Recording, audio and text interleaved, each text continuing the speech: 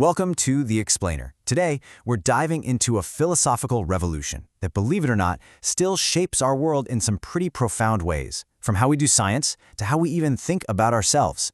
And it all kicked off with this huge split in how we search for truth. You know this quote right here? It's how one observer described a meeting between English and French philosophers, and it just perfectly captures this massive intellectual divide that cracked open in the 19th century.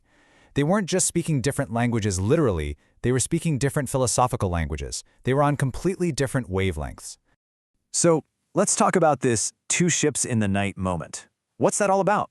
Well, after the absolutely monumental work of the philosopher Immanuel Kant, Western thought didn't just move forward, it basically fractured and sailed off in two totally different directions. Okay, so on one side, you've got the continental tradition, which was huge in Europe. They chose to look at reality through the lens of the human spirit. You know, consciousness, the inner world. But then you have the Anglo-American tradition, which put on a completely different pair of glasses, the scientific method. And for this explainer, we're hopping aboard that second ship. All right, so the next thing you got to understand is that the rules of the game completely changed. This new Anglo-American way of thinking wasn't just about what to study, it was about how to study it. They came up with a much more mature, more rigorous, and frankly, incredibly powerful scientific method. Now, look at this. The real game changer here is step one. Instead of starting with these grand, self-evident truths or just pure reason, science now started with a hypothesis. It's just an educated guess, but, and this is the important part, it's a testable guess. That shift was a huge deal. It made science so much more flexible and so much more powerful.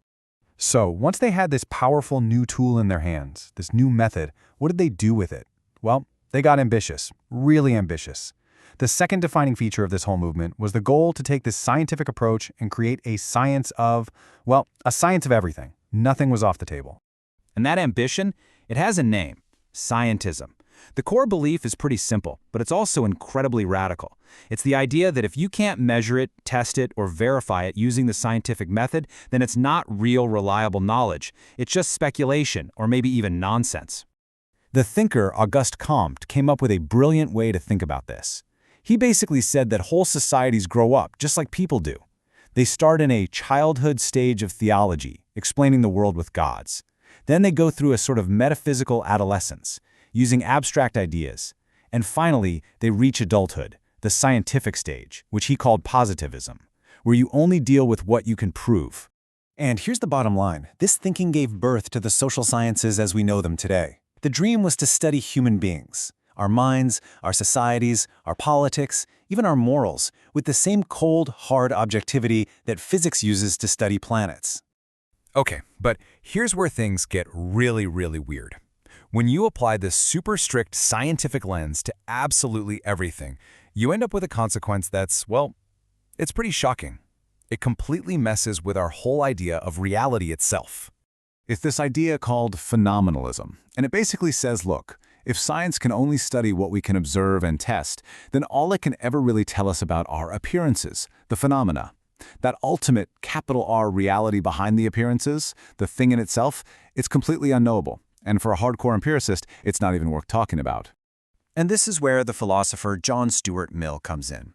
He was maybe the most extreme, the most consistent empiricist of them all. And he took this whole idea to its absolute logical conclusion. He starts with a really simple question that has a very, very strange answer. So according to Mill, a chair isn't a thing made of wood and substance. Nope. From a purely empirical viewpoint, all you can say is that a chair is a permanent possibility of sensation. It's just the reliable chance that if you were in the right spot, you would have the experience of seeing it or touching it. The reality beyond that experience, it's off the table. So, if that's what a chair is, what do you think happens when he turns that same exact, relentless logic inward and asks about the nature of the self, about the mind? Yep, you guessed it. The mind, yourself, isn't some spiritual soul or a thing that thinks.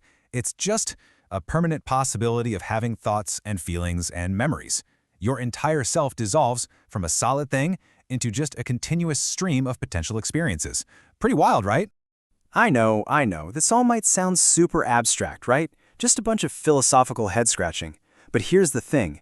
This way of thinking did not stay in the 19th century. It fundamentally shapes our modern world in ways we often don't even realize. I mean, think about it. This empirical worldview is the absolute bedrock for our modern social sciences.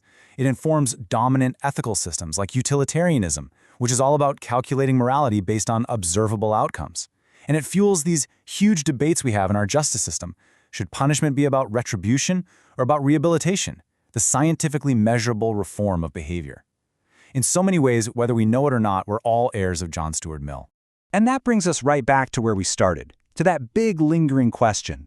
If we commit to the idea that science can only describe appearances, what truths about the human spirit, about consciousness, about reality itself might we be missing? By choosing to sail on the ship of science, what did we leave behind on that other ship that passed us in the night?